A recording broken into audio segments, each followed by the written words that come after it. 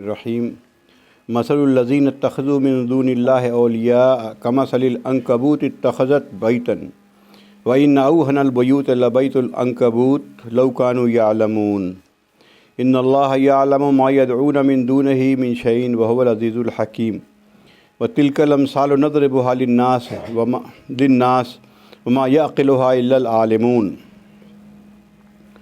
خلق اللہ السماوات والارض بالحق ان فی ذلک لآیات للمؤمنین اتل ما اوحی الیک من الکتاب واقم الصلاۃ ان الصلاۃ تنہی عن الفحشاء والمنکر ولذکر اللہ اکبر واللہ یعلم ما تصنعون صدق اللہ العظیم۔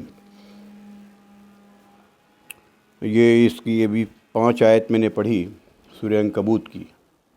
پچھلے جو باتیں چلی آ رہی تھیں ذہن میں ایک بار تازہ کیجیے اس کو، کہ اللہ نے کہا تھا کہ آزمائشیں آئیں گی، مسلمانوں کو گھبرانے کی ضرورت نہیں ہے، توحید پر قائم رہو، اور چاہے اس میں کچھ بھی ہو جائے، کسی بھی طرح کی پریشانیاں آئیں، مصیبت آئے، قتل ہو جاؤ، لیکن توحید نہ چھوڑو۔ اس میں کوئی کمپرومائز مسلمان نہیں کر سکتا، چونکہ مسلمان رہے گا ہی نہیں۔ تو اس سلسلے میں پھر بات آئی تھی تمام انبیاء کی، کہ انبیاء دیکھو لوگوں نے کیا کیا کیا، اور توحید کے خلاف لوگوں نے کیا، انبیاء کے خلاف کیا، لیکن سب میں جنہوں نے توحید کے خلاف کیا تھا، اللہ کا قانون ہے کہ وہ لوگ آخر میں کسی کو، پچھلی بات آئی تھی، کسی کو بڑے آندھی سے برباد کر دیا، کسی کو زمین میں زلزلہ لا کے برباد کر دیا ہم نے، کسی کو غرق کر دیا وغیرہ۔ اب پھر یہاں سے اصل بات جو شروع ہونی ہے وہ اہل کتاب سے کو دعوت پیش کرنی ہے، لیکن اس دعوت پیش کرنے کے پہلے اس 5 آیت میں اللہ تبارک تعالیٰ نے توحید کو پھر سے بیان کیا، کیونکہ ہم لوگ سب جانتے ہیں کہ وہ اصل اصول ہے قرآن کا۔ اگر انسان سے کوئی غلطی یا کوئی گناہ ہو جاتا ہے، یہاں تک کہ کبائر بھی ہو جاتے ہیں، اور انسان معافی مانگتا ہے تو اللہ سے امید ہے کہ معاف کر دے گا، اللہ نے بار بار کہا ہے، لیکن یہ ہم نہیں معاف کر سکتے ہیں، اس لیے کہ تو نے مجھے اللہ مانا ہی نہیں، تو پھر کس منہ سے آتے ہو ہمارے پاس معاف کرنے کے لیے؟ تم نے مجھے اللہ مان لیا تو اس کے بعد تم غلط کرتے ہو تو چلو آ جاؤ، بہرحال تم مجھے اللہ کہتے ہو، ایک اللہ مانتے ہو، تم نے اللہ مانا ہی نہیں، ایک اللہ کو مانا ہی نہیں، اس کے ساتھ دوسرے کو شریک کر دیا، تو پھر میرے پاس کس لیے آتے ہو؟ تو اس لیے شرک کے بارے میں قرآن نے بار بار یہاں نئی نئی مثالیں دے کے بیان کرتا ہے۔ اب دیکھیے اس میں لکھا مثل الذین، ان لوگوں کی مثال، الذین اتخذوا من دون اللہ اولیاء، جنہوں نے اللہ کو چھوڑ کے کسی کو اپنا کارساز بنا لیا، کمثل العنکبوت، وہ جو ہے ان کی مثال مکڑی کے جالے کی ہے، اسی لیے سورہ کا نام عنکبوت ہے۔ اتخذت بیتن، گھر تو وہ بناتا ہے، وَإِنَّ أَوْهَنَ الْبُيُوتِ لَبَيْتُ الْعَنكَبُوتِ، لیکن سب سے زیادہ کمزور گھر جو ہے وہ مکڑی کا گھر ہوتا ہے، ایک ہوا کا ایک جھونکا بھی جو برداشت نہیں کرتا۔ لَوْ كَانُوا يَعْلَمُونَ، کاش کہ تم جانتے۔ یہ آگے اللہ نے کہا کہ دیکھو یہ ہم مثال دے کے تمہیں سمجھا رہے ہیں۔ اب اس میں اللہ کو چھوڑ کے اولیاء بنانا ایک بہت بڑا چیپٹر ہے، یہ ہم تھوڑی سی اس کی تفصیل کر دیں، اسی لیے ہم نے 5 ہی آیت لیا ہے اس پر، اور نماز پر 2 بڑی زبردست گفتگو ہے، کیونکہ عقائد میں اولین چیز توحید ہے اور اعمال میں اولین چیز نماز ہے، ان دونوں کا پہلے قرآن نے ذکر کر دیا۔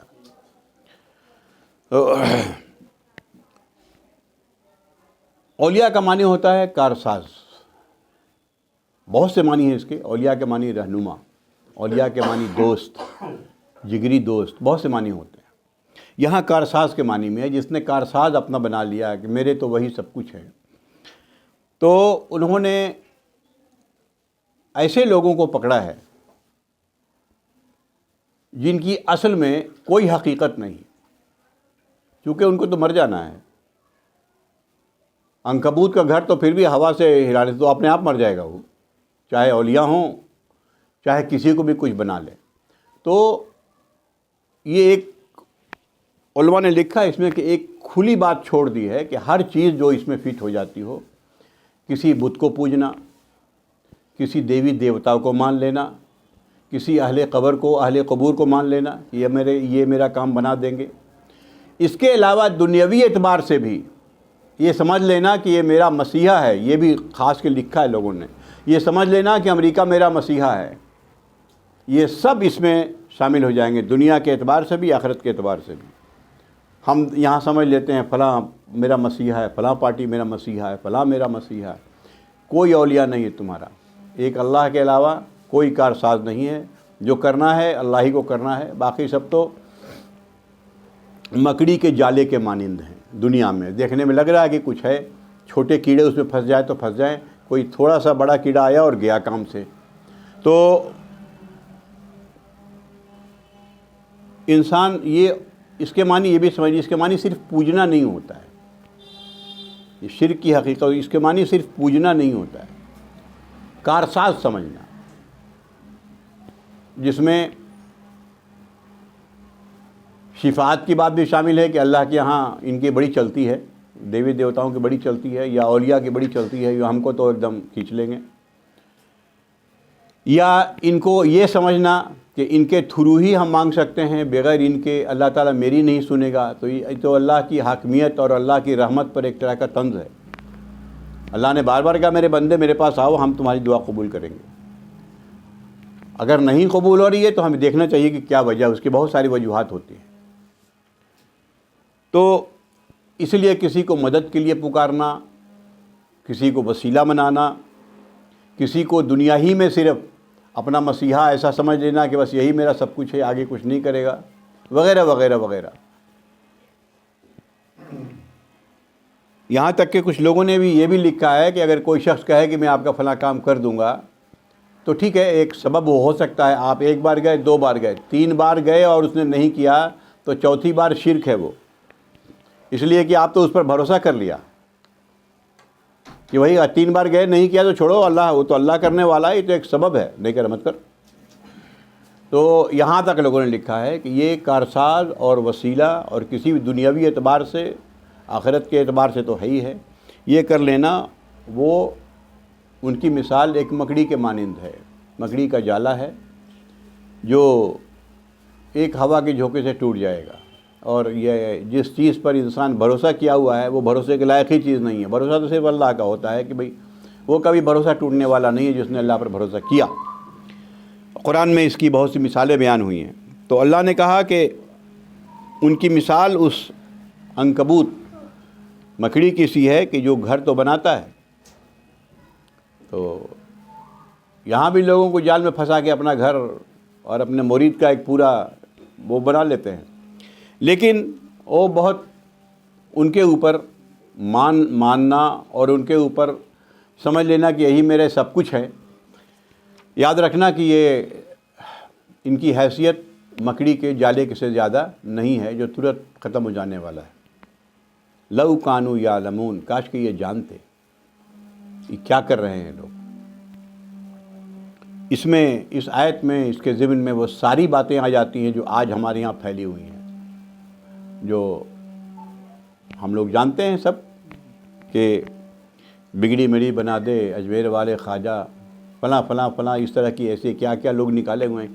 بگڑی بنانے والا صرف ایک ہی ہے، اور کوئی نہیں بنانے والا ہے، نہ بگاڑنے والا ہے، نہ کوئی بگاڑ سکتا ہے نہ بنا سکتا ہے۔ تو یہ اسٹرکٹ، اتنا شدید طور پر توحید کے سلسلے میں، اس معاملے میں اسلام کسی طریقے کا کوئی کمپرومائز نہیں سکھاتا ہے۔ کچھ لوگ اس کو کہتے ہیں کہ بھی اولیاء اللہ کی بے عزتی ہے، جیسا کہ ہم پہلے بتا چکے ہیں کہ اولیاء کا کوئی گروپ نہیں ہے، کہ ایسے ہی لوگ کو صرف اولیاء کہتے ہیں۔ اور ولی کے معنی ہوتا ہے اللہ کا مددگار، اللہ کا دوست۔ تو جو بھی شخص ایمان لے آیا وہ اللہ کی ولایت میں شامل ہو جاتا ہے، اور اعمال کے اعتبار سے جو جتنا بڑھتا چلا جائے اتنا ہی درجہ اس کی ولایت کا بڑھتا جائے گا، بس یہ ہے معاملہ۔ تو جو لوگ ان پر ڈیپینڈ کرتے ہیں، یہ قرآن کی تمام آیات کو اٹھا کے دیکھ لیجئے کہ ان کو وہ بنانا، ان کو کارساز بنانا، ان سے مدد مانگنا، کچھ بھی کوئی بھی چیز ہو، یہ سب چیزیں ان کے احترام کے منافی نہیں ہے۔ جو لوگ کہتا ہے کہ ان کے احترام کے معنی احترام ہی ہوتا ہے، احترام کے معنی کسی کو خدا بنا لینا چاہیے، تو ہمارے یہاں غیر مسلموں کا طریقہ ہے۔ آپ میرے لیے بھگوان ہیں، کوئی اچھا کام کر دیا آپ میرے لیے بھگوان ہیں، یہ ان کا طریقہ ہے۔ ہمارے لیے کوئی بھگوان نہیں ہے۔ آپ میرا کام کیا، بلا شبہ آپ کا احترام ہے، آپ کا احسان ہے ہمارے اوپر، سب کچھ ہے، لیکن بس بھگوان کا کوئی معاملہ نہیں ہے۔ تو ہمارے والدین ہمارے بھگوان ہیں تو فلاں، یہ عام ہمارے یہاں جس ملک میں رہتے ہیں یہاں کا عام طریقہ ہے، یہ ہمارے یہاں کا ہے ہی نہیں ہے۔ والد کو خط لکھتے ہیں تو کیا لکھتے ہیں؟ پوجیہ پتا جی۔ ارے پوجیہ نہیں، کوئی بھائی نہیں ہے، آدر نہیں ہے، لکھ سکتے ہیں، پوجیہ نہیں لکھ سکتے، کوئی سوال ہی نہیں ہے، پوجیہ تو ایک ہی ہے۔ یہ اس لیے کہ ہم شرک کے ماحول میں رہتے ہیں اور قرآن سے دور ہو گئے ہیں، اس لیے یہ ہمارے اندر یہ گھس چکا۔ اس سے سختی سے بچنے کی ضرورت ہے۔ باقی میرا کارساز صرف اللہ ہے۔ اسی سلسلے میں بہت سی باتیں آتی ہیں، ان کا چڑھاوا کھانا، فلاں کھانا، چڑا کھانا، جو بھی ہے سب شرک کی بنیاد ہے یہ۔ ان اللہ، اس کے بعد اللہ تعالیٰ کہتا ہے ان اللہ یعلم، اللہ جانتا ہے، ما یدعون من دونہ من شیء، کہ جس کو یہ پکارتے ہیں اللہ کو چھوڑ کے کسی بھی چیز کو، یہ کر کے اللہ نے اور معاملہ کو وسیع کر دیا، کچھ بھی کسی کو بھی۔ یہ تو ہمارے یہاں آپ جانتے ہی ہیں، ہر چیز خدا ہو جاتی ہے، پتہ نہیں کروڑوں میں ہے، ہر چیز خدا ہو جاتی ہے۔ تو سانپ، بچھو، پیڑ پودے، درخت، اور وہ کیا نام ہے، ندی نالے، سب خدا ہی ہو جاتے ہیں۔ تو یہاں کا کسی بھی کو بھی اللہ نے کہا من شیئن، کچھ بھی، یہ سب اللہ نے بنایا ہے اور انسان کے لیے بنایا ہے، انسان کے خادم ہیں۔ قرآن میں ہے خلق لکم ما فی الارض جمیعا، زمین میں جو کچھ بھی ہے ہم نے تمہارے لیے پیدا کیا ہے، یہ تمہاری خدمت کے لیے ہے۔ تم سب سے اعلیٰ مخلوق ہو، تمہاری خدمت کے لیے ہی آئے ہیں، اور جو ہماری خدمت کے لیے جس کو اللہ نے پیدا کیا اسی کو ہم نے خدا بنا لیا، بندر کو خدا بنا لیا، ہنومان کو خدا بنا لیا، کیا کیا خدا بنا لیا۔ یہ اللہ نے کہا کہ ہم سب جانتے ہیں کہ اس کو تم کیا سمجھ کے پکارتے ہو۔ تو وَهُوَ العزیز الحکیم، دو باتیں بتائی ہیں۔ وہ عزیز ہے، بہت زبردست ہے، خدا کی یہ صفت وہ ہے کہ ہر چیز پر وہ دسترس رکھتا ہے، اس کو کوئی ڈیفیٹ نہیں دے سکتا۔ عزیز کہتے ہیں زبردست کو، لیکن وہ حکیم ہے، اس کی ایک حکمت ہے ان چیزوں میں کہ فوراً ایک مشرک کے خلاف اللہ تعالیٰ ایکشن نہیں لے لیتا، ان کو موقع دیتا ہے۔ آگے کہیں دوسرے کا رحیم بھی کہا گیا ہے، اس کی رحمت ہے، میرے بندے اب آ جاؤ واپس، اب آ جاؤ واپس۔ اس کے لیے اللہ تعالیٰ کہتا ہے کہ میری حکمت ہے جس نے یہ رکھ چھوڑا ہے، لیکن بہرحال اس کے لیے ایک اجل ہے، ایک وقت مقرر ہے۔ جب وقت مقرر آ گیا تو پھر اللہ تعالیٰ نہیں چھوڑتا۔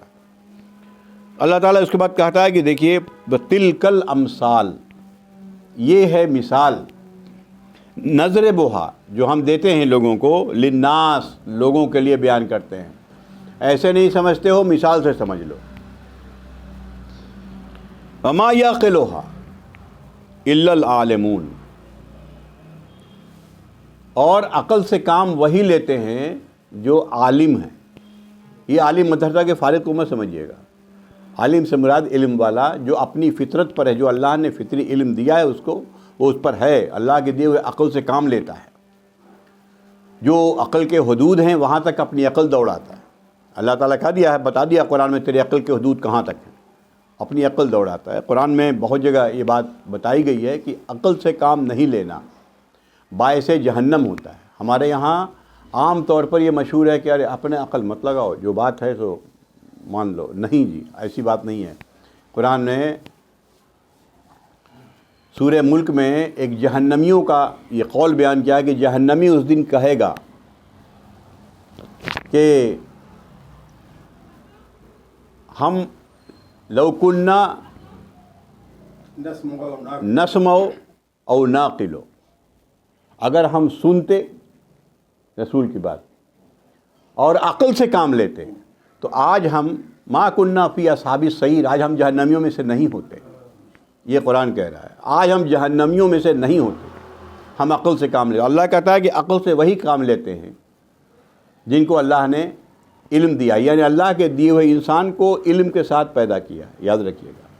قرآن میں اس کا ذکر ہے کہ فرشتوں نے جب کہا کہ آپ ایسے لوگوں کو پیدا کریں گے جو یہاں خون بہائیں گے، قالوا اتجعل فیہا من یفسد بہا، جو فساد کریں گے، ویسفک الدماء، اور خون بہائیں گے، نحن نسبح بحمدک ونقدس لک، ہم تو ہے ہی ہیں آپ کی تسبیح بیان کرنے کے لیے، آپ کی حمد بیان کرنے کے لیے، آپ کی تقدیس بیان کرنے کے لیے۔ تو اللہ نے کیا کیا؟ انی اعلم ما لا تعلمون، جو میں جانتا ہوں اے فرشتے تم نہیں جانتے ہو۔ اس کے بعد قرآن میں کہا جاتا ہے وَعَلَّمَ آدَمَ الْأَسْمَاءَ كُلَّهَا، ہر چیز کا علم سکھا دیا آدم کو، نام سکھایا، نام کیا؟ علم، نام ہی ہے۔ اور فرشتوں سے کہا کہ ان کے نام بتاؤ، تو فرشتے نہیں بتا سکے، کہا لا علم لنا الا ما علمتنا، ہمیں کیا علم ہے جتنا تو نے مجھے دیا ہے۔ اور آدم نے بتا دیا، یعنی یہ بتا دیا کہ انسان کو جو ہم نے پیدا کیا ہے اس کے ساتھ ایک فطری علم دیا ہے، اس کو وہ علم سمجھتا ہے، وہ جانتا ہے، اور اس کے لیے ہم نے اس کو عقل دیا ہے کہ وہ سمجھے وہ چیز کیا چیز ہے۔ تو اپنے اللہ کے دیے ہوئے علم سے کام لیتے ہیں، چیزوں کو سمجھتے ہیں، دیکھتے ہیں، اور تو وہ کبھی شرک میں نہیں جا سکتے، وہ کبھی بھی شرک میں نہیں جا سکتے۔ قرآن نے اس کا ذکر سورہ لقمان میں کیا ہے، اس کی تفصیل تھوڑی سی میں کر دیتا ہوں ورنہ لمبی ہو گئی۔ سورہ لقمان میں دیکھے، لقمان، حکیم لقمان صاحب جو تھے وہ نبی نہیں تھے، لیکن اللہ کے دیے ہوئے علم سے وہ ان کا علم مشہور تھا۔ اپنے علم سے وہ کہتے تھے کہ لا تشرک باللہ، اللہ کے ساتھ کسی کو شریک نہ کرو۔ یہ قرآن نے اسی لیے ذکر کیا ہے کہ اللہ نے جو انسان کو دیا ہے وہ اپنے عقل سے جو اللہ نے علم دیا ہے اس سے یہ سمجھ سکتا ہے کہ شرک بہت بڑا گناہ ہے، خود سمجھ لے گا، الا یہ کہ اپنی عقل اور علم کو طاق پر رکھ دے اور کسی کی اندھی تقلید کرنا شروع کر دے، تو اس میں عقل بھی ختم ہو جاتی ہے، علم بھی ختم ہو جاتا ہے۔ انسان جانتے ہی ہیں، ایک پڑھا لکھا انسان، ایک پی ایچ ڈی کیا ہوا انسان، سب کچھ دنیا کے حساب سے کافی پڑھا ہوا ہے، پھر بھی جا کے پتھر کے آگے سے ہاتھ جوڑتا ہے۔ وہ کیوں جوڑتا ہے؟ اپنی عقل لگاتا نہیں ہے وہ، اگر لگائے تو نہیں کرے گا ویسا کہ یہ کیا ہے بھائی، تو میرے ہاتھ کا بنایا ہوا ہے۔ تو اللہ نے یہ کہا، یہ بڑی اہم آیت ہے، اس میں بہت کچھ لوگوں نے لکھا ہے کہ عقل سے وہی کام لیتے ہیں جو اللہ کے دیے ہوئے علم کو جنہوں نے برباد نہیں کیا۔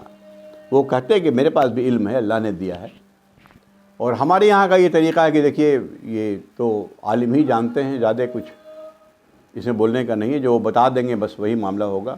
اللہ کہتا ہے کہ انسان یہاں کا تو انسان کو کہہ رہا ہے اللہ تعالیٰ کہ ہم نے عام انسانوں کے لیے، للناس، عام انسانوں کے لیے مثال بیان کیا ہے، غور کریں، مثال سے سمجھیں۔ اس کے بعد ایک آیت اور کہا کہ توحید پر بات، خلق اللہ السماوات والارض، یہ بھی علم والے کی بات ہو رہی ہے، بالحق، جس نے آسمانوں اور زمینوں کو حق پر پیدا کیا ہے۔ ان فی ذالک لآیۃ للمؤمنین، مومن کے لیے اس میں بڑی نشانیاں ہیں۔ قرآن میں بار بار یہ کہا گیا ہے کہ اللہ کے زمین و آسمان پر تخلیق پہ غور کرو، اور حق کے ساتھ پیدا کرنے کا مطلب یہ ہے کہ ایک مقصد کے تحت پیدا کیا، باطل پیدا نہیں کیا۔ کوئی چیز، ظاہر سی بات ہے اللہ بے مقصد کسی چیز کو پیدا نہیں کرے گا، اللہ نعوذ باللہ کوئی عبث کام نہیں کرتا۔ اللہ نے جو کیا ہے ایک مقصد کے تحت دنیا بنائی ہے۔ سورہ آل عمران میں جو اس کی میں بار بار کوٹ کرتا ہوں اللہ کہ اِنَّ فِي خَلْقِ السَّمَاوَاتِ وَالْأَرْضِ وَاخْتِلَافِ اللَّيْلِ وَالنَّهَارِ لَآيَاتٍ لِأُولِي الْأَلْبَابِ، یہاں بھی یہی بات آ رہی ہے کہ زمین و آسمان کی تخلیق میں اور دن اور رات کے بار بار آنے جانے میں عقل والوں کے لیے بڑی نشانیاں ہیں۔ وہاں بھی الباب کا لفظ آ رہا ہے، وہ بھی عقل سے معاملہ رکھتا ہے، عقل والوں کے لیے بڑی نشانیاں ہیں، اس میں غور کرنے کا صرف معاملہ ہے۔ یہ غور ہمارے جیسا عام انسان بھی کر سکتا ہے، پھر ایک سائنٹسٹ جو جیوگرافیکل وہ اور زیادہ کرے گا کہ ہاں کیسے اللہ تعالیٰ کر رہا ہے، پورا چلا رہا ہے، وہ اور زیادہ اللہ کے قریب پہنچے گا کہ دن اور رات کی تبدیلی کروڑوں سال سے کسی سیکنڈ کا فرق نہیں، وہ اپنی جگہ پر ہوتا رہتا ہے۔ زمین و آسمان میں ہر چیز، چاہے سورج ہو یا چاند، سب اپنے کام میں لگے ہیں، سب ایک مقصد پورا کر رہے ہیں، ایک مقصد ہے اور سب ایک مقصد پورا کر رہے ہیں۔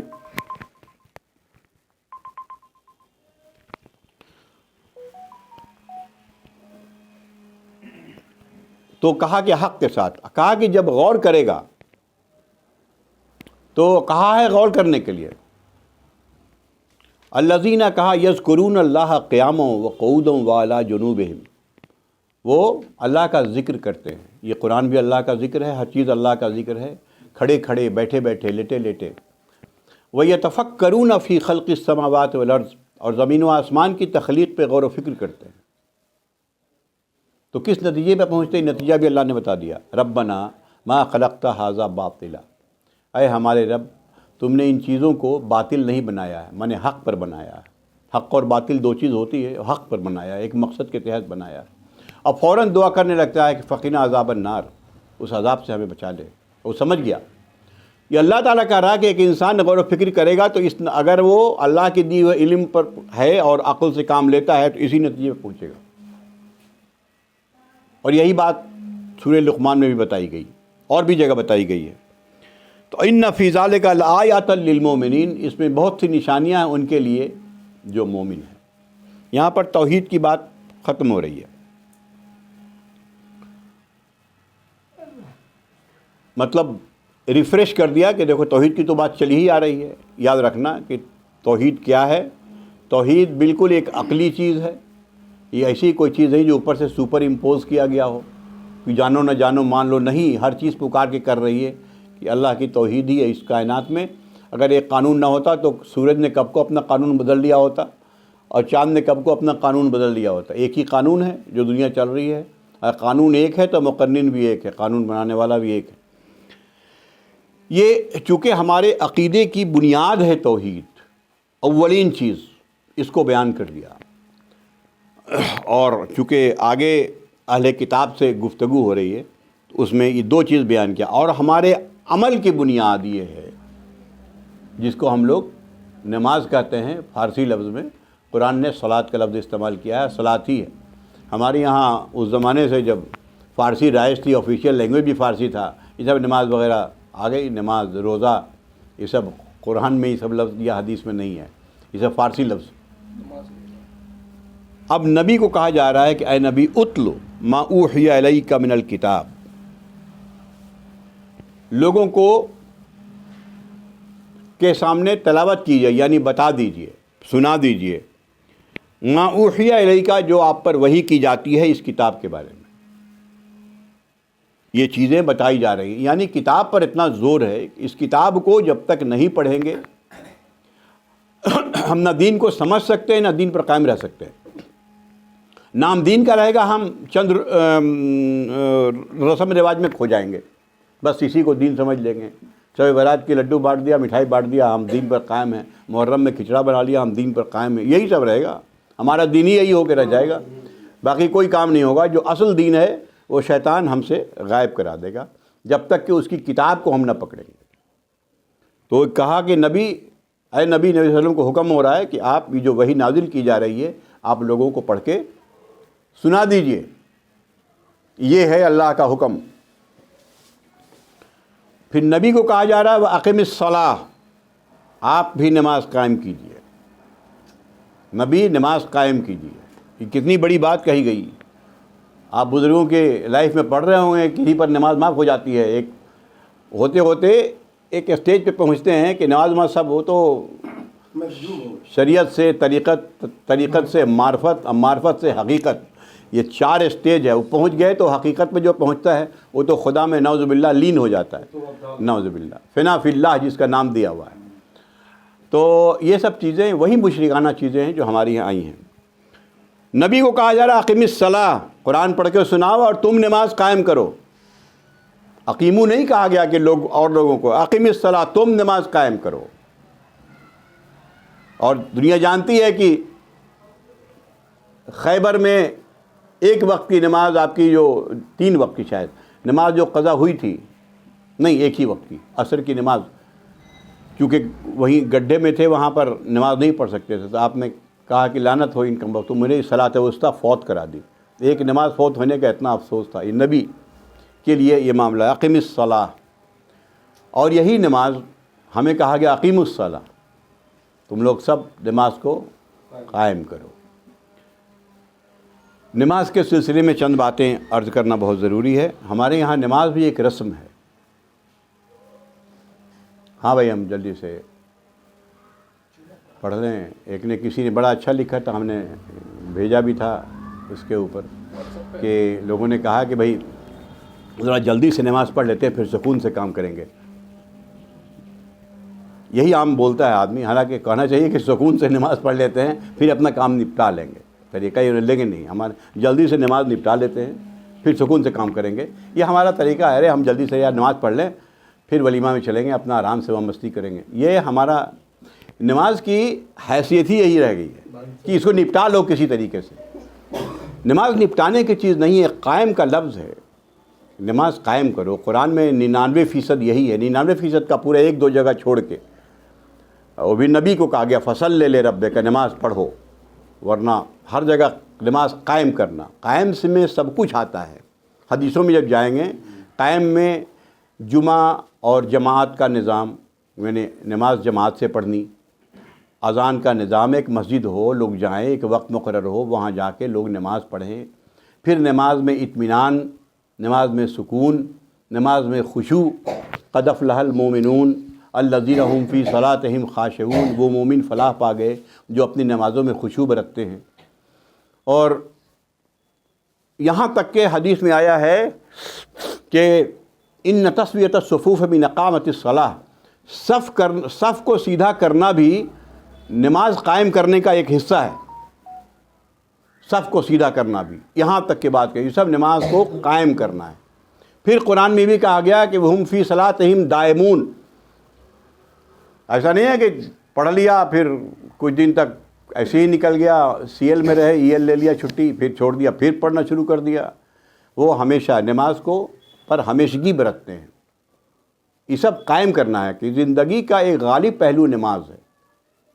یہ تو جو ہمارا عقیدہ ہے تو ہمارے دماغ میں ہے، اس عقیدے پر جو عمل ہے اس میں سب سے پہلا اس کا مظاہرہ ہم نماز سے کرتے ہیں۔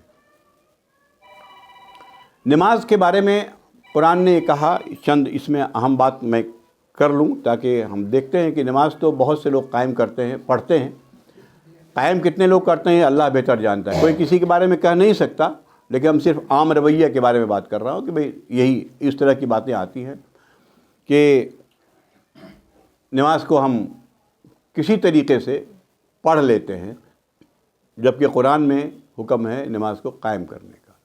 نماز اللہ کے سامنے 5 بار کی حاضری ہے، اپنے رب کے سامنے 5 بار کی حاضری ہے۔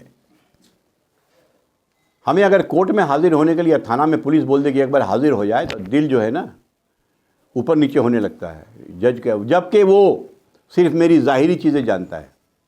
ہم نے اگر کچھ کرائم کیا یا کچھ کیا تو میری ظاہری چیزیں جانتا ہے نا، ظاہر میں بھی ایک کرائم کو 2 کرائم کو جانتا ہے۔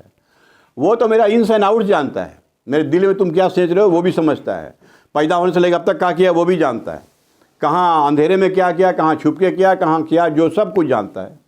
اس کے سامنے تو دل اور کانپنا چاہیے میرا۔ اسی لیے احسان کا درجہ تو یہ بتایا گیا کہ ایسے نماز پڑھو جیسے تم خدا کو دیکھ رہے ہو، نہیں تو کم سے کم ایسا ہوتا ہے کہ خدا مجھے دیکھ رہا ہے، ہم اللہ کے سامنے حاضر ہیں، اللہ سے کہہ رہے ہیں۔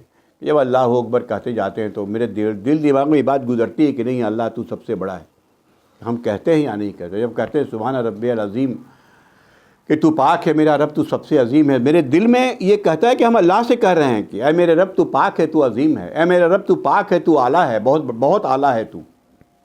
یہ میرے دل میں گزرتا ہے، یہ بات نہیں۔ التحیات للہ والصلوات، میری نماز، میرا یہ سارا کچھ اللہ رب العالمین کے لیے۔ پھر ہم سلام کرتے ہیں، نبی پر بھیجتے ہیں، السلام علیک ایھا النبی ورحمۃ اللہ وبرکاتہ۔ سارا غور سے دیکھیے کہ ساری چیزیں، ساری ہم قرآن پڑھتے ہیں، سورہ فاتحہ پڑھتے ہیں، کیا میرے دماغ میں یہ باتیں گزرتی ہیں؟ کیا واقعی ہم خدا کے سامنے جھکتے ہیں؟ تو یاد رکھیے گا کہ اگر دیکھنا ہو تو 1-2 بار نماز کے بعد اپنا تجربے سے ہم اپنا جیسے کرتے ہیں ویسے بتا دیتے ہیں کہ دیکھ لیجئے کہ ایک سجدہ میں بھی ہم اللہ کے سامنے رہے ہیں یا نہیں. خالی 3 بار سبحان ربی الاعلیٰ کہا ہے. 4 رکعت کی نماز ہے تو 8 بار سجدہ کرتے ہیں نا. تو دیکھیں کہ اب ایک سجدے میں بھی کیا واقعی اللہ کو سبحان ربی الاعلیٰ کہا یا زبان سے نکل گیا ہے صرف. اس کی ایک دوسری پہچان یہ اگر جماعت سے پڑھ رہے ہیں تو نماز کے بعد 10 آدمی کا انٹرویو لیجئے کہ نماز میں کون کون سی سورت پڑھی تھی امام نے. پھر دیکھیے سمجھ میں آ جائے گی بات کو. پتہ بھی نہیں کون، بس وہ تو اللہ اکبر کہا کے لگ گئے. تو یہ نماز حدیثوں میں اس کی بڑی وعید آئی ہے کہ نماز اس دن منہ پر پھینک کے مار دی جائے گی. تیسری چیز نماز کے بارے میں یہ ہے، میں بہت شارٹ میں بات کر رہا ہوں، کہ دل میں خشیت پیدا ہونی چاہیے نماز میں. اور یہ ایک دن کا کام نہیں ہے، اس کی یہ مسلسل پریکٹس کی چیز ہے. ہو سکتا ہے انسان کے اوپر کبھی بہت فکر رہتی ہے، کبھی کوئی پریشانی میں ہو تو نماز بھٹکتا ہے، اس بھٹکنے کو اللہ معاف کر دیتا ہے. لیکن جیسے بھٹکے یاد آئے پھر رجوع کیا نماز کی طرف. دل بھٹکتا ہے، صحابہ کرام کا بھی بھٹکتا تھا. لیکن ایک یہ ہے کہ اللہ اکبر کہنے کے بعد سلام پھیرا ہی اس کے بعد اٹھے، اس کا پتہ ہی نہیں کہ بیچ میں ہوا کیا. ایک تو یہ نماز ہوتی ہے. ایک یہ کہ ہم رجوع کر رہے ہیں، ہو سکتا ہے کچھ بھٹک جائے، کچھ کام یاد آ جائے، انسان یہ شیطان وسوسے ڈالتا ہے، تو پھر رجوع کیا جائے فوراً. یہ اللہ تعالیٰ کہتا ہے. تیسری بات جو اہم بات بتائی ہے کہ نماز کا ایک یارڈ اسٹک، امام قرطبی اپنی تفسیر میں لکھتے ہیں کہ یہ ایک پیمانہ ہے ناپنے کا کہ میری نماز قبول ہو رہی ہے کہ نہیں. یہ کیا پیمانہ ہے؟ ان الصلاۃ تنہی عن الفحشاء والمنکر. نماز تمہیں روک دے گی فحش باتوں سے اور منکرات سے. اب ہمیں میرے اندر کتنے فحاشی اور کتنی منکرات ہیں اپنے دیکھنا چاہیے. ہم نماز پڑھ رہے ہیں، اس میں کمی آئی یا نہیں آئی؟ دیکھیے فحش باتیں بھی منکرات ہیں، لیکن قرآن میں فحش کا بہت جگہ الگ سے ذکر کیا ہوا، اس لیے کہ شیطان اسی راستے سے گھستا ہے کہ انسان کے لیے ذرا بڑی لطف والی چیز ہے. سمجھ گئے؟ تو اور اس کے بعد دیگر بڑے گناہ. قرآن میں کہا کہ تم بڑے بڑے گناہ سے بچتے رہو گے تو چھوٹے چھوٹے گناہ، قرآن نے لمم کا استعمال کیا ہے، تو انسان کو یوں ہی ہو جاتا ہے ہم معاف کر دیں گے. اب ایک آدمی نمازی بھی ہو اور اس کی بیوی بے پردہ نکلتی ہو، یہ ممکن نہیں ہے، فحاشی ہے وہ. ایک آدمی نمازی بھی ہو، اس کی بیٹی بے پردہ نکلتی ہو، یہ ممکن نہیں ہے. جو آج کل کا ڈریس ہے جس کو بے پردہ ہم کہہ رہے ہیں، یہ ممکن نہیں ہے. ایک آدمی نمازی بھی ہو، سود بھی کھاتا ہو، یہ ممکن نہیں ہے. ایک آدمی نمازی بھی ہو اور کسی کا گھر، کسی کا فلیٹ، کسی کا زمین غصب کر لیتا ہو، یہ ممکن نہیں ہے. بہن کا وراثت میں حصہ کھا جاتا ہو، یہ ممکن نہیں ہے. اگر یا تو نمازی پڑھے گا یا تو وہی کرے گا، ورنہ نماز وہ نماز نہیں ہے، وہ ایکسرسائز ہو رہی ہے. اللہ نے یہ پیمانہ دے دیا ہے، وہ روکے گی. اگر 2-4 بات بھی کم ہوئی تو سمجھیے کچھ نہ کچھ نماز کا اثر ہوا. ہم دوا کھاتے ہیں، 5 ٹائم دوا نہیں، 3 ٹائم کھاؤ، ڈاکٹر ہم 1 ہفتہ کھا کے فائدہ نہیں کرتا تو ڈاکٹر بتاتے ہیں کہ فائدہ نہیں کر رہا ہے، کام کر لو. ہم دیکھیں یہ فائدہ کر رہا ہے یا نہیں کر رہا ہے. نماز سے اللہ کو مطلب نہیں ہے کچھ، ہمیں مطلب ہے ہمارے اوپر یہ چیزیں فائدہ کر رہی ہیں یا نہیں کر رہی ہیں. یہ پیمانہ ہے جو قرآن نے دیا ہے نماز کے بارے میں. اس میں بڑی تفصیل لوگوں نے لکھی ہے. میں بہت شارٹ میں بات کرنے سے اتنی ہی بات ذہن میں آ جائے بہت بڑی بات کہ ہم اپنی نماز کو سدھاریں، نماز کی کوالٹی کو بڑھائیں. لمبی لمبی صورت کی ضرورت نہیں ہے، خصوصاً فرض نماز میں کہ چھوٹی صورت پڑھنا چاہیے. جتنا دیر رہیں گے اتنے بھٹکنے کے چانس زیادہ ہے. چھوٹی صورت پڑھ لیں گے تو ذرا تو نماز پڑھ لے. تو خاص کے جماعت میں تو اور کہا گیا ہے کہ ایسا پڑھو کہ نیچے کمزور پیچھے کمزور بھی ہوتے ہیں، تو اس سے کوشش کرنا چاہیے کہ. اور اس کے بعد نوافل میں، نوافل جو ہے ایک طرح کا وہ پریکٹس ہے. ہم اس میں کوشش کریں کہ ہمارا جو ذہن بھٹکنے کا معاملہ یہ کہ کرتے کرتے کرتے کرتے ایک وقت آئے گا جب نماز کی کوالٹی بڑھتی جائے گی. لیکن میری کوشش ہونا چاہیے نماز کی کوالٹی بڑھانے کی. میرے کہنے کا قطعی یہ مطلب نہیں ہے کہ جو رسمی طور پر نماز پڑھتے ہیں وہ نماز چھوڑ دیں. نہیں، نماز پڑھیں، کوالٹی بڑھائیں، یہ مطلب ہے. پڑھنا تو ہی ہے، مسجد جاتے ہیں اچھی بات ہے، اس کا ثواب وضو کرنے کا، گھر سے مسجد تک جانے کا، صف میں ملنے کا، جماعت کا، یہ تو ثواب مل جاتا. میری نماز ہوتی ہے یا نہیں ہوتی ہے یہ دیکھیں، ہوتی ہے یا نہیں ہوتی ہے. ان الصلاۃ تنہی عن الفحشاء والمنکر، یہ بڑی اہم بات اس میں لکھی ہے بڑے پرانے مفسرین نے کہ یہی چیز ہے جو پیمانہ ہے کہ تمہیں بتا دے گی کہ نماز کی حالت کیا ہے، ہمارے اندر وہ چیز پیدا کر رہی ہے کہ نہیں۔ ایک چیز ہم فسق کر رہے ہیں، ایک گناہ جو ہم کر رہے ہیں، ہم رشوت کھا رہے ہیں، کیا رشوت چھوٹ رہی ہے یا نہیں چھوٹ رہا ہے، جس کا مطلب اس کا اثر نہیں ہو رہا ہے۔ 5 بار اللہ کے سامنے کہتے ہیں، اللہ کہتا ہے حرام مت کھاؤ، ہم کھائے چلے جا رہے ہیں، 5 بار جا بھی رہے ہیں اس کے سامنے، تو اس سے بڑی بے شرمی کی کیا بات ہوگی؟ ہم سامنے بھی آئیں گے، کھائیں گے بھی حرام کا۔ تو یہ سوچنا چاہیے کہ یہ کر رہے ہیں، نماز کی یہ حقیقت ہے، نماز کی اسی حقیقت کو ساتھ رکھنا چاہیے اور اللہ کے سامنے اس حیثیت سے جھکنا چاہیے۔ یہ بھی میں نے بتا دیا کہ ایسا نہیں کہ کوئی 100% بڑا صحیح کر لیتا ہو، انسان ہے، قرآن نے اس کا بھی ذکر کیا ہے، ذہن بھٹکے گا، لیکن پھر رجوع کرنا چاہیے، جیسے یاد آئے رجوع کر لیا، جیسے یاد آئے رجوع کر لیا۔ یہی انسان، ہم لوگ عام انسان کی یہی حالت ہے، ایسے ہی کرتے رہیں گے۔ یہ چیزیں بڑھتے بڑھتے بڑھتے جن کا لیول بڑھے گا تقویٰ میں، طہارت میں، تو ہو سکتا ہے ان کی اور اچھی ہوتی ہو۔